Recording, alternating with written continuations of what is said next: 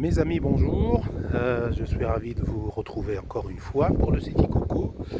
Voilà, ça fait quelques mois que je l'utilise et j'ai toujours des petits bobos. Et si je vous parle aujourd'hui, c'est pour vous éviter, bien sûr, de tomber dans le piège, de faire, d'user inutilement des pièces.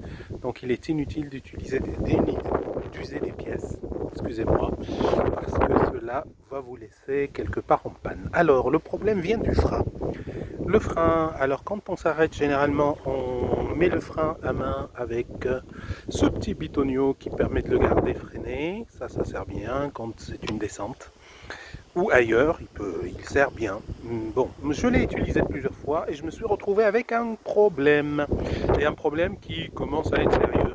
Alors, voyez que le problème, c'est qu'en freinant de cela, on met en pression le système de freinage qui automatiquement met cette pression sur les flexibles de frein. Et voilà ce qui se passe.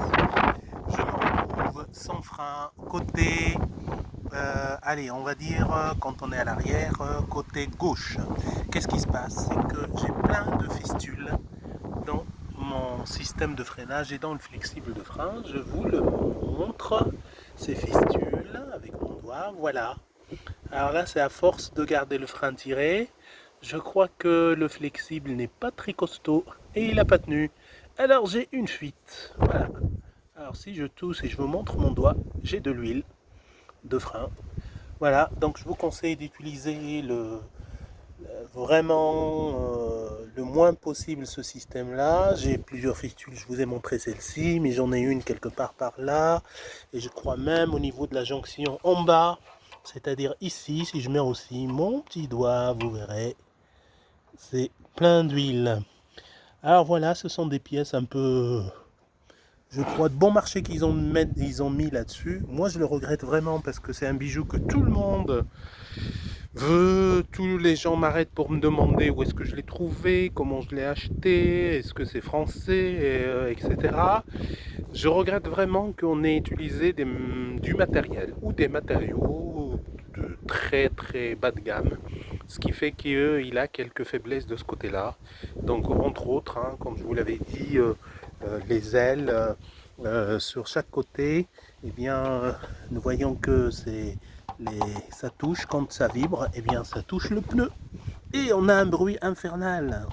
Le mieux, parfois, quand on a de mauvaises routes, c'est d'enlever tout ce système-là. Après, il ne faut pas qu'il pleut, parce qu'on est un petit peu dans la merde.